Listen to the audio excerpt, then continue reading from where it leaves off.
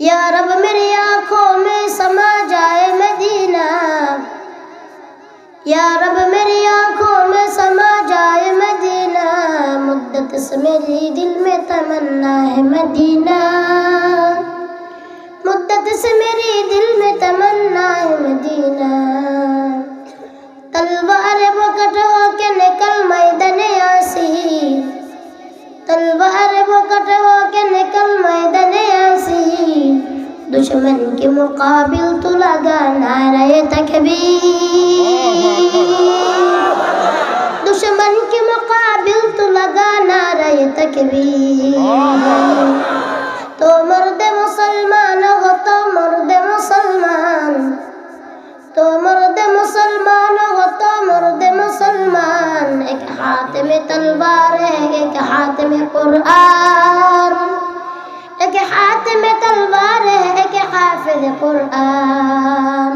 मैं आशिक मौला हूँ मगर इश्क निराला, मैं आशिक मौला हूँ मगर इश्क निराला, ऐ जुमला जहाँ दिल के तजल्ली से उजाला, ऐ जुमला जहाँ दिल के तजल्ली से उजाला। मैं दूर हूँ मजबूर हूँ ऐ सैयद आलम, मैं दूर हूँ मजबूर हूँ ऐ सैयद आलम, दीदार दिखाते। इन्नल हम्दुलिल्लाह, इन्नल हम्दुलिल्लाह नहमदुहु व नस्तईनुहु व नस्तगफिरुहु व नु'मिनु बिही व नतवक्कलु अलैहि व नऊज़ु बिल्लाहि मिन शुरूरि अनफुसिना व मिन सय्यिआति अअमालिना। मन यहदिहिल्लाहु फला मुضل लहु ومن يضلله فلا هادي له ونشهد أن لا إله إلا الله وحده لا شريك له الذي لا ضد له ولا ند له لا شبه له ولا شبيه له لا ولد له ولا والد له ونشهد أن سيدنا وسندنا وحبيبنا وحبيب ربنا وطبيبنا وطبيب قلوبنا ومولانا محمد صلى الله عليه وعلى آله وأصحابه وبارك وسلم. إن الله وملائكته يصلون على النبي يا أيها الذين آمنوا صلوا عليه وسلموا تسليما. اللهم صل على سيدنا وعلى آل سيدنا مولانا محمد. اللهم صل على سيدنا مولانا محمد مولانا محمد صلى الله على محمد صلى الله عليه وسلم.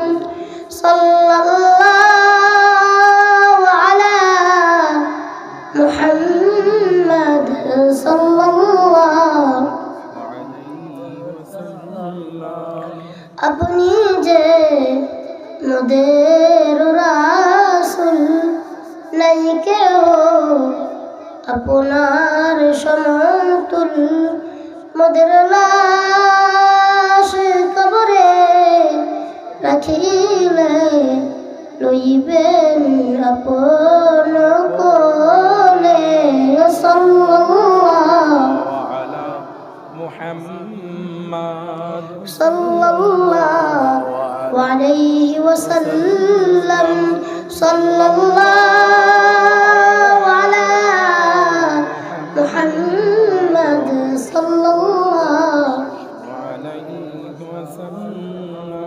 طلع البدر علينا من ثانية الوداع وجبت الشكر علينا مدعا لله داعي صلى الله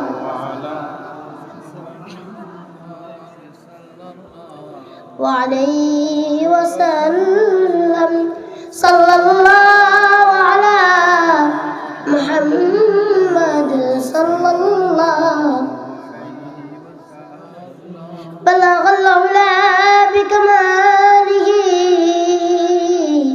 كشف الدجى بجماله حسنت جميع صلوا عليه وآله بلغ العلا بكماله كشف الدجى بجماله حسنت جميع خصاله صلوا عليه وآله نبی دو جہاں میں فصال محمد نبی دو جہاں میں فصال محمد جمال خدا کمال محمد بلغ العلا بکمالہ کشف الدجى بجمالہ حسنت جميع محبت شد لا الہ الا اللہ لا الہ ارزور لا الہ الا اللہ لا الہ سور لا الہ الا اللہ لا الہ لا الہ لا إله إلا الله محمد رسول الله صلى الله عليه وسلم یا رب میری آنکھوں میں سما جائے مدینہ یا رب میری آنکھوں میں سما جائے مدینہ مدت سے میری دل میں تمنا ہے مدینہ مدت سے میری دل میں تمنا ہے مدینہ تلوار بکٹ ہو کے نکل میدان یاسین تلوار بکٹ ہو کے نکل میدان یاسین دشمن کے مقابل تو لگا نعرہ تکبیر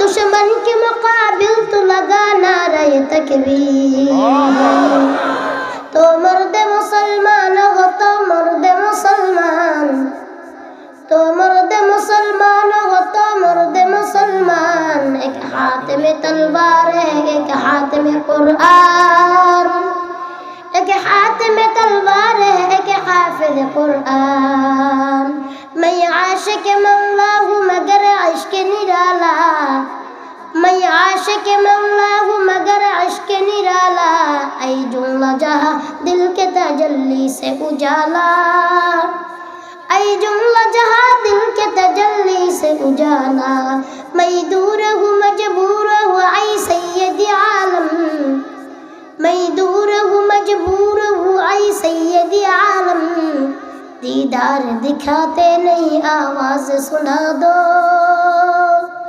دیدار دکھاتے نہیں آواز سنا دو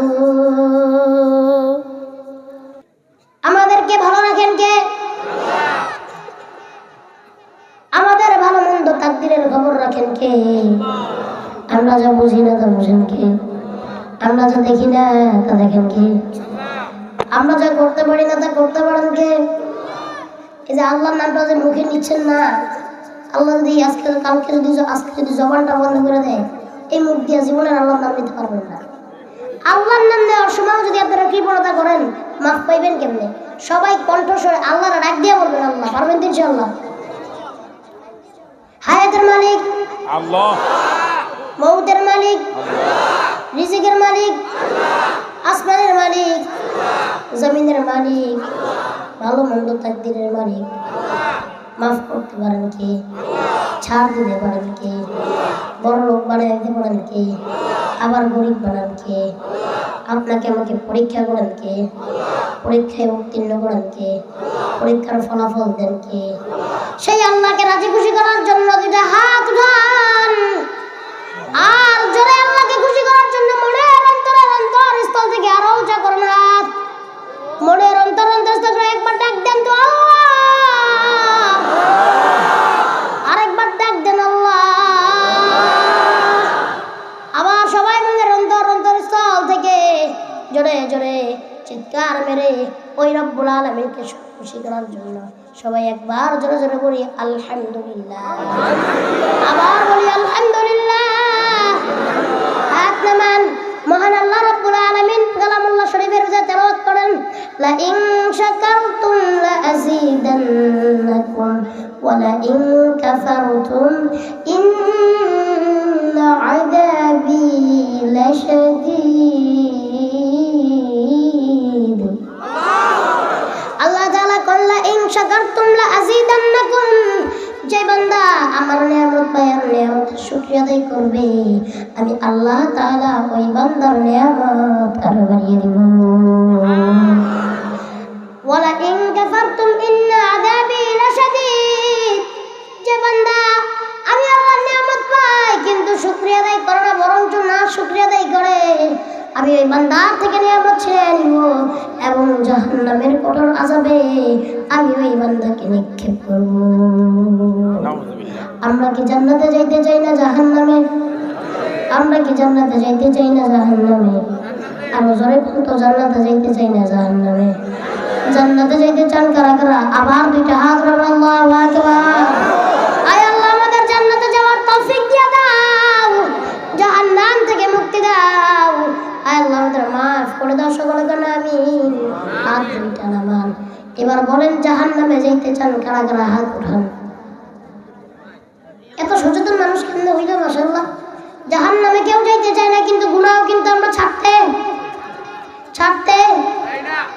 চাই না, ছাড়তে পারি না। আল্লাহ কি করবেন? আল্লাহ আমার গুনাহগুলো আপনি ছাড়াই তৌফিক দিয়ে দিন। এই যে সাদা জ্যাকেট আলা, এই কি বসে না? এখনো বসে নাই, দেখছেন? আপনারা কেন আসেন বসেন?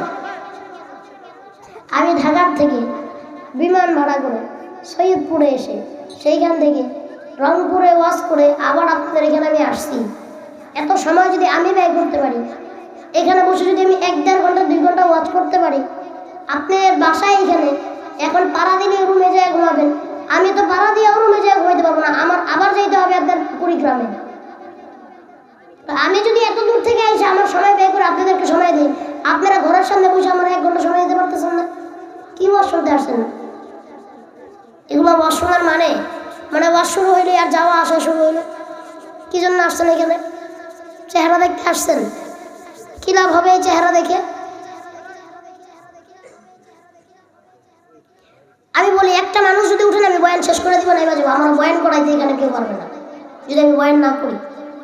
একটা মানুষ উঠতে পারবেন না। আসছেন কেন এখানে? উত্তর দেন।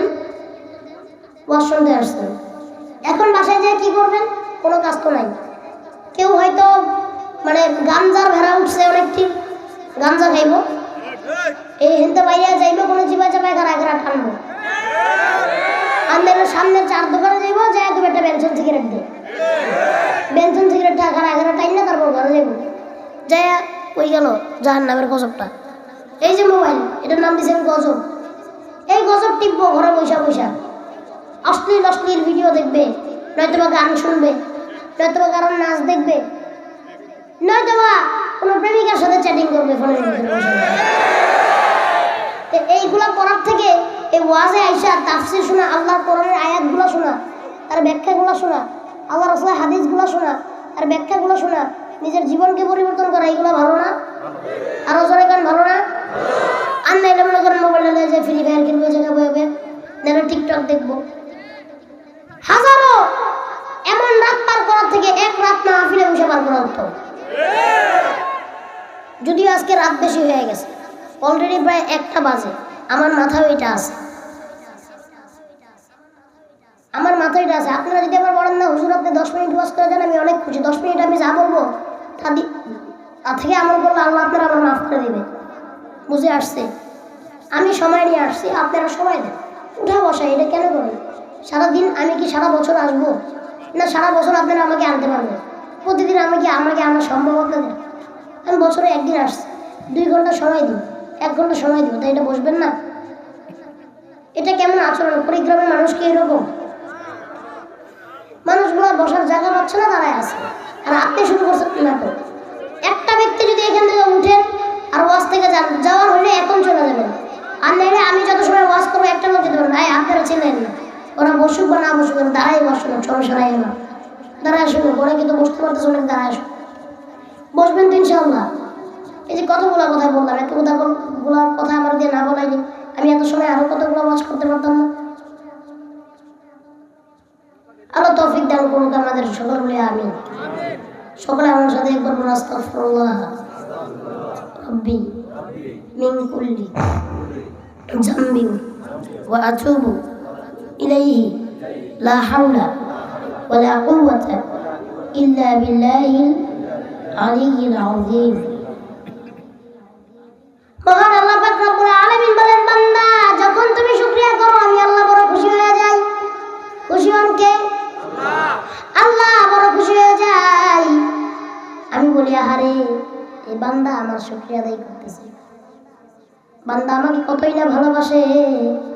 আমার আল্লাহ কিন্তু আপনারা আমার দয়া করে মায়া করে বানাইছে, বড় দয়া করে মায়া করে বানাইছে আল্লাহ, ঠিক কিনা? আল্লাহ দুনিয়াটা বানাইছে কয়দিনে জানেন? কয়দিনে বানাইছে? 6 দিনে বানাইছে। পুরো দুনিয়াটা বানাইতে আল্লাহ সময় লাগছে 6 দিন, আর এই বান্দাটারে আল্লাহ বানাইতে সময় লাগে 10 দিন। 10 মাস 10 দিন কত সুন্দর করে আল্লাহ বান্দাটারে বানায়। আমার আগের বক্তা অবশ্যই এই বিষয়ে ওয়াজ করে গেছে, আপনারা শুনছেন কত সুন্দর করে আল্লাহ তাআলা বানায়। তাহলে আল্লাহ তাআলা কত মায়া করে বানায়। আল্লাহ তাআলা যদি বলে কুন ফায়াকুন, সব কিছু হয়ে যায়। কুন ফায়াকুন বললে আল্লাহ সব করতে পারেন, কিন্তু আল্লাহ তাআলা সময় নিয়ে আদব কইরা যত্ন কইরা আপনারা 10 মাস 10 দিনে বানান। কত ভালোই না আল্লাহ আপনাকে আমাকে বাসে। তার সর্বপ্রথম প্রমাণ হলো আমার সমাজে এখনো অনেক মানুষ চুরি করে, এখনো অনেক মানুষ ডাকাতি করে, এখন অনেক মানুষ মানুষের সম্পদ মেরে খায়, এখন অনেক মানুষ লুট করে, রাহাজানি করে, আছে না নাই? এই কালা জ্যাকেট পরে কোথায় যায় জিজ্ঞেস করতে, এই আমার দিকে ফিরতে বলেন তো, এর লুঙ্গিটা কেন ধরে?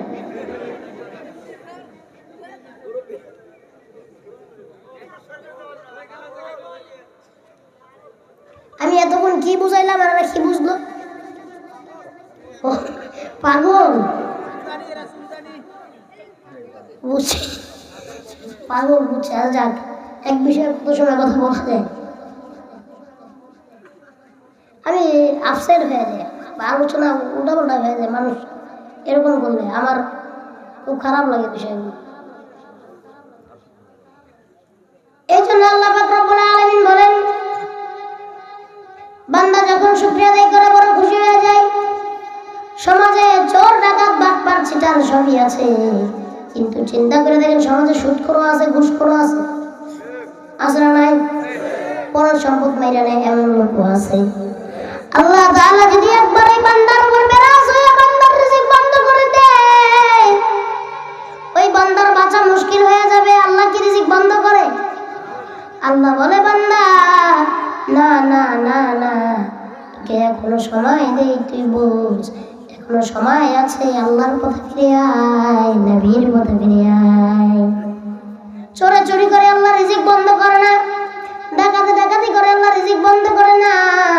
এতেই প্রমাণ পাওয়া যায় আল্লাহ তাআলা সওয়াব যে করে, আমলদার ব্যক্তিকে আল্লাহ যতটা ভালোবাসে, গুনাহগার ব্যক্তিকে আল্লাহ তাআলা তার থেকে বেশি, তার জন্য আল্লাহ তাআলা তাকে তার থেকে বেশি ভালোবাসে। আর আল্লাহ তাআলা আমলদার ব্যক্তিকে যত সুযোগ দেয়, গুনাহগারকে এর থেকে অনেক বেশি সুযোগ দেয় আল্লাহর কাছে চাওয়ার জন্য। আরে আল্লাহ তাআলা তো দয়ার সাগর, মায়ার সাগর। আল্লাহ তাআলা তো মাফের জন্য বসে আছে। আল্লাহ তাআলা ডাক দেয়, লা তাকনাতু মির রাহমাতিল্লাহ। আল্লাহ তাআলা বলে, বান্দা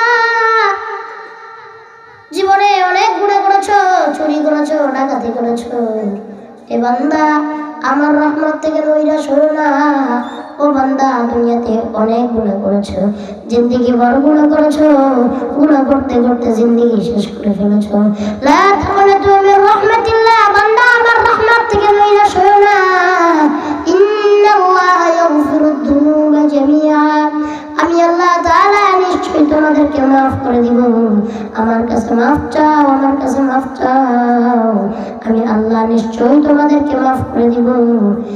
ইন্নাল্লাহা ইয়াগফিরুদ যুনুবা জামিআ ইন্নাহু হুয়াল গফুরুর রহিম।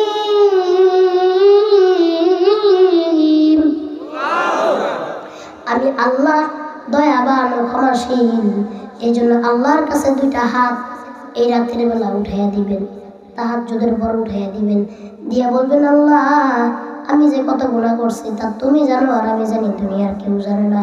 গুনার কথা মায়ে জানে না, গুনার কথা বাবাই জানে না, গুনার কথা ভাই জানে না, গুনার কথা বোন জানে না, গুনার কথা আত্মীয় স্বজন কেউ জানে না। জানে? বলেন দুনিয়ার মানুষ জানে? দুনিয়ার মানুষগুলো যদি জানতো, মানুষগুলো তো মনে করতেছে আমি যেন বড় হুজুর, ওই মুফাক্কির শামসী সাহেব বড় হুজুর, এই যে উনি যেমন বড় হুজুর, এখানে আরো আরো বড় হুজুর আছে, অনেকে যেমন দাড়িওয়ালা আছে, ঠিক কিনা? কিন্তু তারা তো আমাদের গুনাহের কথা জানে না। যদি মানুষ আমাদের গুনাহের কথা জানতো, বিশ্বাস করেন মানুষ কোনোদিনও আমাদের বয়ান শুনতো না, ঠিক কিনা? আমরা মানুষ এত পরিমাণের গুনাহ আমরা করি। অনেকে সমাজে ভালো মানুষ 5 ওয়াক্ত নামাজে সুদ খায়, হজ করে আসছে, এখনো সুদের ব্যবসা ছাড়ে নাই, আছে না নাই? এখনো গুনার কাজ ছাড়ে না। মানুষ মনে করে হাজী সাহেব বড় ভালো মানুষ, কিন্তু আল্লাহ তাআলা বলেন বান্দা এখনো তোর সময় দিই, এখনো তোকে আমি ভালোবাসি, এখনো তোকে আমি ক্ষমা করার জন্য বসে আছি। আমার গুনার কথা মানুষ জানে না, ওই হাজী সাহেবের গুনার কথা মানুষ জানে না। মানুষ যদি গুনার কথা জানতো, মানুষ আমাদের দিকে ফিরাও তাকাইতো না, ঠিক কিনা? আল্লাহ কত দয়ার, আল্লাহ কত মায়ার। আল্লাহ আল্লাহ যদি চাইতেন বান্দা আমি তোরে বানাইছি, তুই আমার ইচ্ছায় চলবি, তুই গুনাহ করবি, আমি গুনাহ তোর কপালে লিখে দিব, ওই লিখে দিব, তোর মুখে লিখে দিব, তোর হাতে লিখে দিব, তোর পিঠে লিখে দিব, তোর বুকে লিখে দিব। যে জিনা করবে তার নাম আমি লিখব জিনা করবে, যে সুদ খাবে তার নামে আমি লিখে দেবো সুদখোর, যে নামাজ পড়বে না তার নামে আমি লিখে দেবো বেনামাজি, ঠিক কিনা? আল্লাহ তাআলা কত দয়া করে, মায়া করে। আপনাকে আমাকে আল্লাহ তাআলা বেইজ্জত করে না, লাঞ্ছিত করে না। এই জন্য সেই আল্লাহর দিকে তাকাইয়া, আমার দিকে সবাই তাকান, এই জন্য সেই আল্লাহর দিকে তাকাইয়া মন থেকে গুনাহগুলি সারা জীবনের জন্য মন থেকে তওবা করে আজকে থেকে গুনাহগুলি ছাড়তে পারবো ইনশাআল্লাহ। কারা কারা পারবো? হাত রাখো, আল্লাহু আকবার। আয় আল্লাহ আমাদের গুনাহ মুক্ত জীবন দান করো সকল গুনাহ, আমিন। হাত নামান। যে পরিমাণের গুনাহ আমরা করি, এই গুনাহ নিয়ে যদি আমরা কবরে যাই, আল্লাহ তাআলা আমাদেরকে কোনোদিন মাফ করবে না। করবে? জোরে করবে? আল্লাহ তাআলা গুনাহ মুক্ত জীবন দান করো সকল গুনাহ, আমিন। আল্লাহ তাআলা কোরআনওয়ালা জিন্দেগি দান করো সকল গুনাহ, আমিন। আল্লাহ তাআলা রাসূলওয়ালা জিন্দেগি দান করো সকল গুনাহ, আমিন। আপনার কথা বলবেন না, একটু একটু মনোযোগ দিয়ে কথাগুলো শুনেন। এই পানি ঠান্ডা হয়ে গেছে, বেশি গরম চাইলেও সমস্যা। একদিন এক ওয়াজে যায়, প্রতিদিন তো ওয়াজ করে, তো অনেক ঠান্ডা লাগতেছে, আজকেও কিন্তু ঠান্ডা মোটামুটি বেশি। তো কমিটির বলছে কি আমার একটু চা দেন, গরম চা, গরম চা দেন, একটু কেমন আইনা আমার দিছে হুজুর খান। আমি দিছি মুখে, আর তো শেক করি নাই, ফুয়ো দিই নাই চার ভিতরে, সাদা সাদা আমার মুখ পুড়ে গেছে। তো এই পানি আমি ওই ডরে আস্তে আস্তে খাই। পানি গরম করে নিয়ে আসলে বেশি গরমই থাকে, দিলে জিব্বা পুড়ে যায়।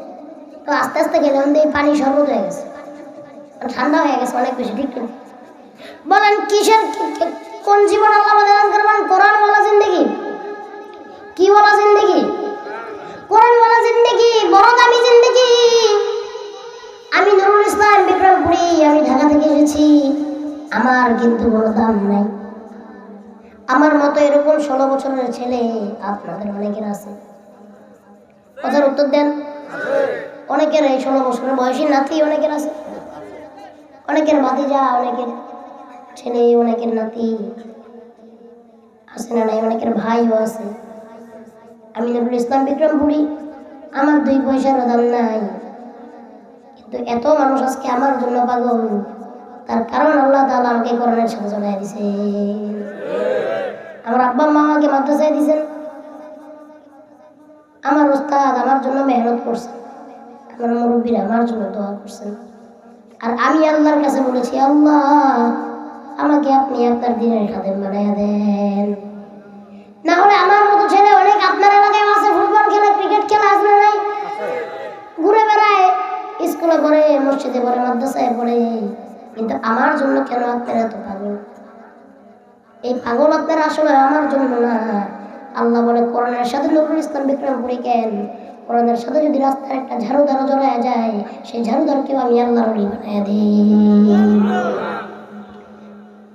এই কোরআন এত মূল্যবান, কোরআন এত পবিত্র, বানালেন কে? কোরআন কেমন পবিত্র জানেননি? আল্লাহ তাআলা বলতেছে, ইন্নাহু লাকুরআনুন কারীম ফি কিতাবিন মাকনুন লা ইয়ামাসসুহু ইল্লাল মুতাহহারুন।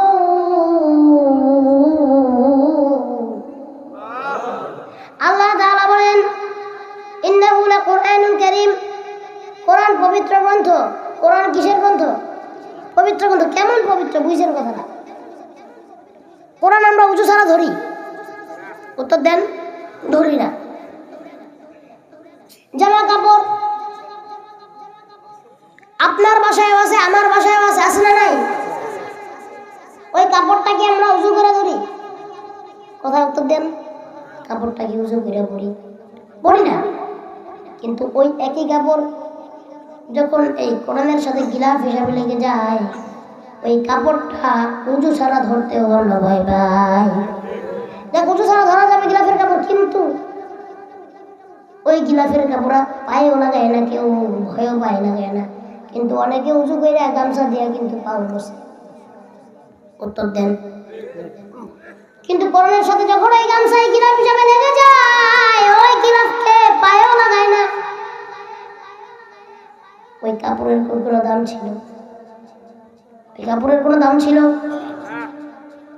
দাম ছিল না।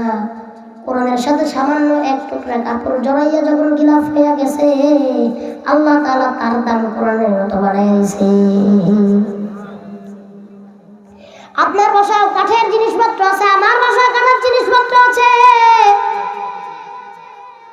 খাটের উপরে কাঠের ঘুমান, কাঠের চকিতে বসেন, কাঠের সোফায় বসেন। ওই কাঠের উপরে বসতে গেলে কিন্তু উজু করে বসেন না। কাঠের উপরে পাও লাগান, তখন কিন্তু উজু করে লাগান না। ওই একই কাঠ, কথাগুলি শুনবেন মনোযোগ দিয়ে, আল্লাহ তাআলা যেন এই কথার দ্বারা আপনাদের হেদায়েত দিয়ে দেন। ওই একই কাঠ যখন রেহাল হয়ে যায়, কি হয়ে যায়? রেহাল হয়ে কোরআনের সাথে লেগে যায়, তখন কিন্তু এই কাঠটাকে আর পায়ে লাগান না, লাগাননি। ওই কাঠটাকে ফিকা মারেন না, ওই কাঠ দিয়ে এমনি কোনো কিছু কাঠটাকে অসম্মান করেন না। আসলে কি ওই কাঠের কোনো দাম ছিল? এই কোরআনের সাথে জড়া যাওয়ার কারণে আল্লাহ বলে, আমি ওই রেহামকে, কাঠের দামকে আমি আল্লাহ তাআলা বাড়িয়ে দিয়েছি। এবার দেখেন আপনি, আমি মানুষ, আপনার আমার কোনো দাম নাই। এই রেহালের সাথে, কাঠের সাথে, কাপড়ের সাথে কোরআন জান্নাত জড়ায় যায়, আপনার আমার বুকের সাথে, সিনার সাথে যখন জড়ায় যায়, আল্লাহ তাআলা বলেন, তোমার দাম বান্দা আমি এমন ভাবে বাড়িয়ে দিয়েছি, সারা দুনিয়া ব্যাপী তোমার দাম। দুনিয়াতেও তোমার দাম, কবরেও কোরআন ওয়ালার দাম, দুনিয়াতেও কোরআন ওয়ালার দাম, আখিরাতেও কোরআন ওয়ালার দাম, কিয়ামতেও কোরআন ওয়ালার দাম, জান্নাতেও কোরআন ওয়ালার দাম। সুবহানাল্লাহ কইবেন না? এই মুরব্বি, এই মুরব্বি, এই যে আমার দিকে তাকান, ব্যাগ হাতে নিয়ে কই যেতেছে? ব্যাগে কোথায় যান? ও, সামনে আসবেন, আসেন। মুরব্বি কই তো আবার ঝামেলায় আছে। পোলা বানে একবার মুরব্বি কইলি পোলা বানা শুরু করে, মুরব্বি মুরব্বি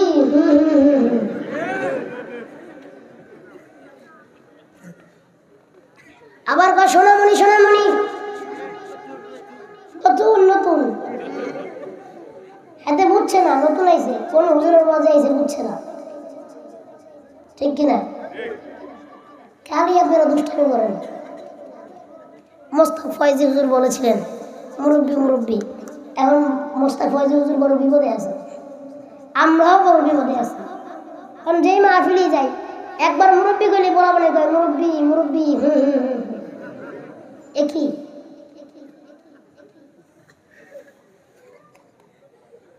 আমি কি ওয়াজ শেষ করে দিব? অনেক সময় হয়ে গেছে, বেশি ওয়াজ করা দিব না, 1:09 বাজে।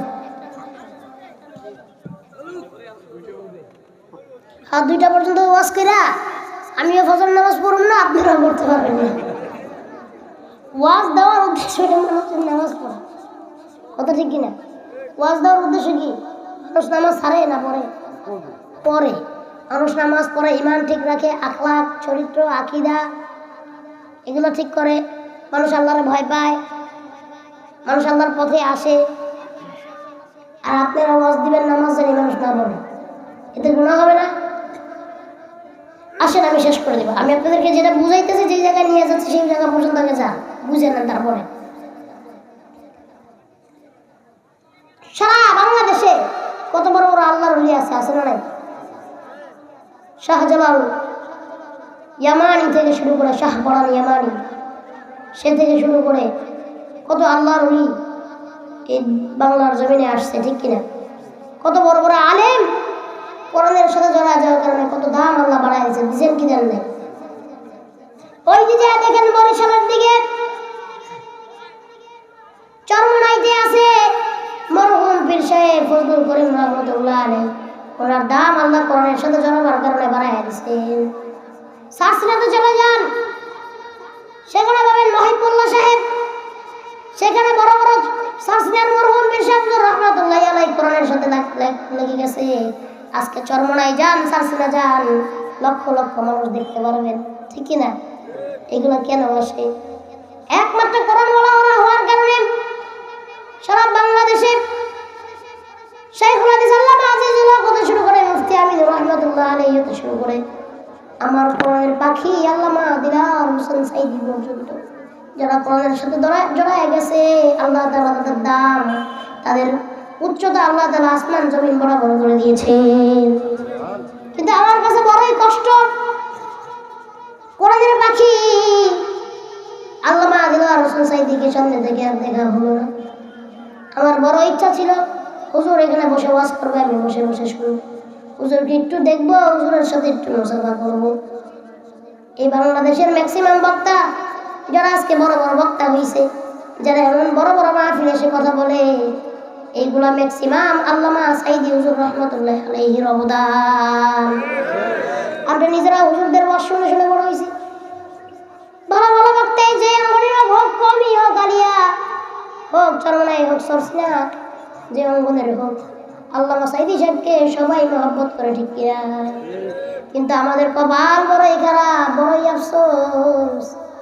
আর 2টা বছর যদি কোরআনের পাখিটা বেঁচে থাকতো, আজকে এই ময়দানে বসে আপনাকে আমাকে তাফসীর শোনাইতো।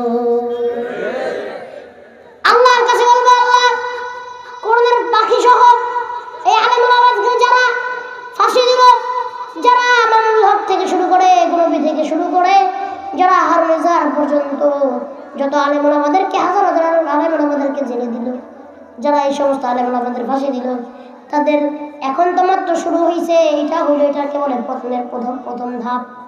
এটা পতনের প্রথম ধাপ, তারপর তো ধাপ আরো বাকি আছে না নাই? একজন পালায় গেছে গা, কেউ গেছে গা ইন্ডিয়া, কেউ গেছে গা মালয়েশিয়া, সমস্যা নাই। আসেন, অনেকে বলে যে আমরা আসতেছি, আসো, বাংলাদেশের 18 কোটি জনগণের তোমাদের সাথে হিসাব বাকি আছে। বহুত আলেম ওলামারে ফাঁসি দিছো, জেলে পড়ছো, বাংলাদেশের মানুষকে কষ্ট দিছো। আসো, বাংলাদেশের 18 কোটি মানুষ জুতা দিয়ে আমি তোমাদেরকে স্বাগতম জানাবো। এটা তো পতনের প্রথম ধাপ। দেখবেন এক একটা মরে কেমনে, কোনটা স্ট্রোক করে মরবো, তো কোনটা প্যারালাইসিস হয়ে মরবো, কোনটা বোবা হয়ে যাবো তো কোনটা কানা হয়ে যাবো, ঠিক কিনা? আরো জোরে কোন ঠিক কিনা? এই সহিংসতার রাজনীতি যে করবেন তার একই অবস্থা হবে। এই জন্য বলি ভাইরা, সহিংসতার রাজনীতি বন্ধ। যারাই সামনে ক্ষমতায় আসেন আমাদের কোনো সমস্যা নেই, আসেনি, কিন্তু যে আসেন এটা মনে রেখে আসবেন, এই আলেম ওলামাদেরকে বাদ দিয়ে এই বাংলাদেশে কেউ মস্তক চালাইতে পারবেন না। আলেম ওলামাদেরকে পাশে রাখবেন, তাদের থেকে বুদ্ধি নেবেন, পরামর্শ নেবেন এবং কোরআনের আইনে বাংলাদেশ চালাবেন ইনশাআল্লাহ। আপনাদের মুখ কি বন্ধ হয়ে গেল? হঠাৎ করে কেন বন্ধ হয়ে গেল? বলেন ইনশাআল্লাহ। আরো জোরে বলেন ইনশাআল্লাহ। আপনি আমি যদি এই কোরআনের সাথে জড়ে যাই, আল্লাহ তাআলা আপনাকে আমাকে ফজলুল হক আমিনী বানায় দিবে। আপনাকে আমাকে আল্লাহ তাআলা সারসিনার হযরত বানায় দিতে পারেন। আপনাকে আমাকে আল্লাহ তাআলা চরমাই হযরত বানায় দিতে পারেন। আপনাকে আমাকে আল্লাহ কোরআনের পাখি বানায় দিতে পারেন, ঠিক কিনা? আল্লাহ তাআলা আপনাকে আমাকে আহমদ শফি রহমাতুল্লাহ আলাইহি বানায় দিতে পারেন। আল্লাহ তাআলা আপনাকে আমাকে জুনাইদ বাবুনগরী বানায় দিবেন। আল্লাহ তাআলা আপনাকে আমাকে শাইখুল হাদিস বানায় দিবেন। এই কোরআনের সাথে জড়ে গেলে আল্লাহ তাআলা আপনার আমার দাম বাড়ায় দিবেন। এই যে এই যে আপনাদের এই হিফজুল কোরআন যে মাদ্রাসা, এই মাদ্রাসায় প্রত্যেকের সন্তানকে পড়াবেন। আপনারা কি চান আপনাদের সন্তান নুরুল ইসলাম বিক্রমপুরের মতো হোক? চান কি চান না? আপনারা কি চান আপনাদের সন্তান বড় আল্লাহর ওলি হোক? আপনারা কি চান আপনাদের সন্তান সারসিনার হযরতওয়ালা হোক? আপনারা কি চান আপনাদের সন্তান চরমনাই হযরতওয়ালা হোক? যদি আপনারা তা চান তাহলে আপনাদের হাতে ধরি পায়ে ধরি এই সন্তানকে মাদ্রাসায় পড়ানো ছাড়া আপনি কিছু বানাইতে পারবেন না ইনশাআল্লাহ। সামনে থেকে মাদ্রাসায় ভর্তি করা দিবেন, আল্লাহ কবুল করুন, সকল করে আমিন। এবার আসেন কোরআন তেলাওয়াতের ফজিলত শুনি। কিসের ফজিলত? ওয়ারাতিলিল কুরআন তারতিলা। আল্লাহ তাআলা বলেন কোরআনকে যখন তেলাওয়াত করবে তার তিলের সহিত তেলাওয়াত করবে। বলেন কিসের সহিত? বলেন কিসের সহিত? তার তিলের সহিত সুন্দরভাবে তেলাওয়াত করবেন, সহিভাবে তেলাওয়াত করবেন, আল্লাহ কবুল করুন, সকল করে আমিন। আরো জোরে করে আমিন। আল্লাহ রাসূল সাল্লাল্লাহু আলাইহি ওয়াসাল্লাম হাদিসের ভিতরে ইরশাদ করেন, আফদালুল ইবাদাতি তিলাওয়াতুল কুরআন। আল্লাহ রাসূল বলেন কোরআন শরীফ তেলাওয়াত সর্বোত্তম ইবাদত। সুবহানাল্লাহ পড়লেন, আর জোরে করে সুবহানাল্লাহ। আমি ওয়াজ শেষ করে দিই। তাহলে বললাম যে উঠে যাবে তাকে আপনি বসিয়ে দিবেন। এই যে তারা আবার উঠে যাচ্ছে, আমি বলছি না লুঙ্গি ধরে টান দিবেন।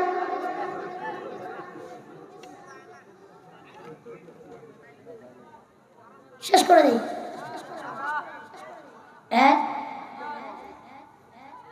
আপনারা কথাই তো বলেন না। যুবকেরা আছে, তাহলে যুবকদেরকে সাইজ করা হবে, ঠিক কিনা?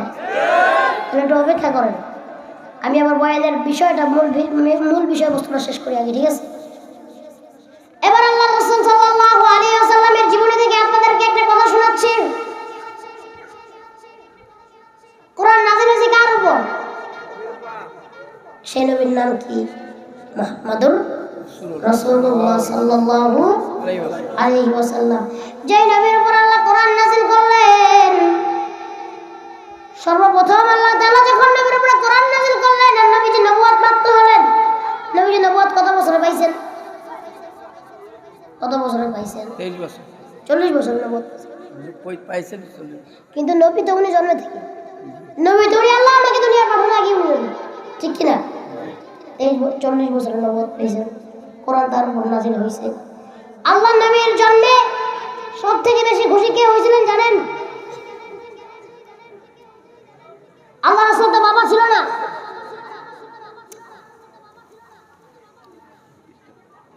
ভলান্টিয়াররা কোথায়? বলেন কি বলবো? এরকম যদি মানুষ করে মুড তো নষ্ট হয়ে যায়, কথা বলার মুড নষ্ট হয়ে যায় না? আমি কি ওয়াজ করব? আমি কি ওয়াজ করব? করব। এখানে শয়তান ঢুকে গেছে। কি ঢুকছে? ইবলিস শয়তান সবাই খোঁজাইতেছে। এই ইবলিস শয়তান তাড়াইতে হবে, ঠিক কিনা? তাড়াবেন তো ইনশাআল্লাহ। আমার সাথে সবাই বলেন, সবাই বলতো আল্লাহু আকবার। আকাশের দিকে ফু দেন, সবাই বলেন আল্লাহু আকবার। ডান কাঁধে ফু দেন, আরেকবার বলেন আল্লাহু আকবার। বাম কাঁধে ফু দেন, আবার বলেন নিজের শরীরের দিকে ফু দেন। এবার মোটামুটি শয়তানগুলো গেছে, ঠিক কিনা? আল্লাহ রাসূলের জন্য সব থেকে বেশি খুশি হলেন আবু লাহাব, নবীজির চাচা। তার ক্রয়কৃত দাসী আল্লাহ রাসূল যখন দুনিয়ায় আসলেন, আরে কত সুন্দর কথা, তোরা দেখে যা আমিনা মায়ের কোলে, তোরা দেখে যা আমিনা। এলো আল্লাহর হাবিব বড় রবিউলে, এলো আল্লাহর হাবিব বড় রবিউলে, তোরা দেখে যা আমিনা মায়ের কোলে, তোরা দেখে যা আমিনা মায়ের কোলে। আল্লাহু আকবার বলেন। আল্লাহর নবী যখন দুনিয়ায় আসলেন, আবু লাহাবকে যে খবর জানানো হলো, তার দাসী তাকে যে বলল, আবু লাহাব, তোমার মৃত ভাই আব্দুল্লাহর ঘরে একটা পুত্র সন্তান জন্মগ্রহণ করেছে। আবু লাহাব খুশি হয়ে গেলেন, আর বলতে লাগলেন, আরে আমার ভাই তো দুনিয়ায় বেঁচে নাই, আমার ভাইয়ের ঘরে একটা পুত্র সন্তান হয়েছে, আমার ভাই নাই, আমার ভাইয়ের সন্তান হয়েছে, আলহামদুলিল্লাহ। দাসী, তোকে আমি অনেকগুলো টাকা দিয়ে খরিদ করেছিলাম, যা যা যা যা, আজকে থেকে আমি তোকে আজাদ করে দিলাম। কেন আজাদ করে দিলেন? ভাতিজার জন্মের সংবাদে খুশি হয়েছেন, এই জন্য আজাদ করে দিলেন। কিন্তু ওই একে আবু লাহাব যে নবীর জন্য সব থেকে বেশি খুশি, ওই একে আবু লাহাব নবী নবুয়ত পাওয়ার পরে সব থেকে বেশি বেজার। আল্লাহ রাসূল কুরাইশদেরকে ডাক দিলেন, আর সবাইকে এক জায়গায় নিয়ে আসলেন, এনে বলতে শুরু করে দিলেন যে আপনারা আগে থেকে আমাকে চিনতেন, আমার নাম ছিল মুহাম্মদ ইবনে আব্দুল্লাহ। আমার নাম কি? মুহাম্মদ ইবনে আব্দুল্লাহ। আল্লাহ তাআলা তার পক্ষ থেকে আমাকে ওহী পাঠিয়েছেন। আজকে থেকে আমি মুহাম্মদ ইবনে আব্দুল্লাহ নই, আজকে থেকে আমি হলাম মুহাম্মদুর রাসূলুল্লাহ সাল্লাল্লাহু আলাইহি ওয়াসাল্লাম। কত সুন্দর কথা। কিন্তু নবী তো আল আমিন, নবী হওয়ার আগে কি আল আমিন, সত্যবাদী। মক্কার কুরাইশেরা তাকে অনেকে বিশ্বাস করে নিল, অন্যান্য গোত্রের লোকেরা অনেকে বিশ্বাস করে নিল। এবার নবীর জন্য যে সব থেকে বেশি খুশি, সে আবু লাহাব এবার সব থেকে বেশি বেজার হয়ে গেল। আবু লাহাবের বেজার হওয়ার কিছু কারণ, আবু লাহাব ছিল অনেক সুন্দর, ছিল সম্পদশালী, ছিল কুরাইশদের নেতা। চিন্তা করলো, ভাতিজা যদি নবী হয়ে যায়, সবাই তো ভাতিজাকে মানবে, আমি আবু লাহাবকে কেউ মানবে না, আমি আবু লাহাবের নেতাগিরি শেষ, আমি ভাতিজার বিপক্ষে দাঁড়ায় যাব। এবার আবু লাহাব ডাক দিয়ে বলতেছে, তুমি মিথ্যাবাদী, তুমি মিথ্যাবাদী, তোমার উপর আল্লাহর গজব নাযিল হোক। আবু লাহাব নবীকে মারার জন্য আবু লাহাবের হাত দুইটা আগায় দিছে। সঙ্গে সঙ্গে আল্লাহ তাআলা কোরআন থেকে নাযিল আয়াত করে দিয়েছেন, আর জিবরাইল আমিনকে দিয়ে জানায় দিয়েছেন, ও জিবরাইল আমিন, তুমি কি নবীকে গিয়ে বলে দাও, তাব্বাত ইয়াদা আবি লাহাবিন ওয়া তাব, মা আগনা আনহু মালুহু ওয়া মা কাসাব, সায়াসলা নারান যাতা লাহাব, ওয়া ইমরাআতুহু হাম্মালাতাল হাতাব, ফি জিদিহা হাবলুম মিন মাসাদ। আল্লাহ তাআলা জানিয়ে দিলেন, তাব্বাত ইয়াদা আবি লাহাবি ওয়া তাব, ধ্বংস হবে আবু লাহাব, মা আগনা আনহু মালুহু ওয়া মা কাসাব। আগে বলছেন আবু লাহাব নিপাত, ধ্বংস হোক তার দুই হাত। মা আগনা আনহু মালুহু ওয়া মা কাসাব, তাফসীর কারকগণ লেখেন, তাফসীর ইবনে কাসিরের ভিতরে আসছে, মা আগনা আনহু মালুহু ওয়া মা কাসাব, আবু লাহাব যখন ধ্বংস হয়ে যাবে, তার মাল, তার সম্পদ তার কোনো কাজে আসবে না। এবার আবু লাহাবের বিবি, সেও একটা খারাপ মহিলা, এতটাই খারাপ, আবু জাহেলের বিবির নাম কোরআনে কোথাও আসে নাই, কিন্তু আবু লাহাবের বিবির নাম আসছে। আবু লাহাবের বিবির নাম হলো উম্মে জামিল। নাম কি? উম্মে জামিল, নবীর চাচি। ঘটনা অনেক বড়, সংক্ষেপ করে দিব, অনেক বড় কথা, বলতে গেলে সময়েরও দরকার। উম্মে জামিল জানতে পারলেন মুহাম্মদ রাসূলুল্লাহ সাল্লাল্লাহু আলাইহি ওয়াসাল্লাম নবীজি নাকি নবী হয়েছেন। এবং আল্লাহর পক্ষ থেকে কোরআন নাযিল হয়েছে তার স্বামীর ধ্বংসের জন্য। এবার উম্মে জামিল ঘর থেকে বের হয়ে চিৎকার দিয়ে উঠলেন আর বললেন, মুহাম্মদ, আমার স্বামীর নামে বানায় বানায় কোরআন বানাও, আমার স্বামীর নামে আয়াত বানায় বানায় পড়ো, আর আমার স্বামীকে মানুষের নজরে ছোট করো, মানুষের নজরে আমার স্বামীকে তোমরা ভিলেন বানাও। বড় একটা লাঠি নিছে, লাঠি নিয়ে মুহাম্মদ সাল্লাল্লাহু আলাইহি ওয়াসাল্লামকে খুঁজতে গেছে। যেখানে মুহাম্মদ সাল্লাল্লাহু আলাইহি ওয়াসাল্লামকে পাবে ওই লাঠি দিয়ে লাঠি পিটা করে তাকে সাইজ করে ফেলবে। নাউজুবিল্লাহ। কারে সাইজ করব? মুহাম্মদ সাল্লাল্লাহু আলাইহি ওয়াসাল্লামকে, আমার নবীকে, আপনার নবীকে। হযরত মুহাম্মদ রাসূলুল্লাহ সাল্লাল্লাহু আলাইহি ওয়াসাল্লাম কাবার চত্বরে বসা, সাথে তার পাশে বসা তার ছোটবেলার বন্ধু, তার বড় সাহাবী আবু বকর রাদিয়াল্লাহু তাআলা আনহা রাদিয়াল্লাহু তাআলা আনহুম বসা। এবার উম্মে জামিল চলে যাচ্ছে দূর থেকে। আবু বকর রাদিয়াল্লাহু তাআলা লক্ষ্য করলেন উম্মে জামিল তেরে আসতেছে লাঠি নিয়ে। মুহাম্মদ সাল্লাল্লাহু আলাইহি ওয়াসাল্লামকে বলতে লাগলেন, ওগো নবীজি, ওই যে দেখেন আপনার চাচি লাঠি নিয়ে আসতেছে, এই কাবার চত্বর থেকে এখনই দৌড় দিয়ে পালিয়ে যান। এতগুলা মানুষের সামনে যদি আপনাকে লাঠি পিটা করে আপনার কোনো ইজ্জত থাকবে না। পালিয়ে যাওয়া নবীর শান নয়, ঠিক কিনা? পালিয়ে যাওয়া নবীজির শান নয়। মুহাম্মদ সাল্লাল্লাহু আলাইহি ওয়াসাল্লাম পালালেন না, উনি তেলাওয়াত করা শুরু করে দিলেন, বিসমিল্লাহির রাহমানির রাহিম, ইয়াসিন ওয়াল কুরআনিল হাকীম, ইন্নাকা লামিনাল মুরসালিন আলা সিরাতিম মুস্তাকিম। সুবহানাল্লাহ। কয়না আজকে একটা আমল শিখাই দেওয়া যায়, জীবনে যত বড় বিপদে পড়েন না কেন, সূরা ইয়াসিনের প্রথম 15টা আয়াত মুখস্থ করে রাখবেন। সব বড় বড় বিপদ থেকে আপনাকে উদ্ধার করবেন কে? আরো জোর বলেন কে? এবার আল্লাহ তাআলা বলেন, আমার নবী যখন ভয় পেয়ে কোরআন তেলাওয়াত করা শুরু করে দেয়, আমি আল্লাহর কাছে এমন মজা লাগে, আমি আল্লাহর কাছে এত ভালো লাগে, আমি কাফেরের মাঝে আর নবীর মাঝে আমি আল্লাহ নিজে দেওয়াল হয়ে দাঁড়িয়ে যাই। এবার উম্মে জামিল তেরে আসলেন, নবীজি তেলাওয়াত করতেছেন। উম্মে জামিল সাইয়েদনা আবু বকর রাদিয়াল্লাহু তাআলা আনহুর সামনে এসে জিজ্ঞেস করতেছেন, ওগো আবু বকর, তুমি কি মুহাম্মদ সাল্লাল্লাহু আলাইহি ওয়াসাল্লামকে দেখেছো?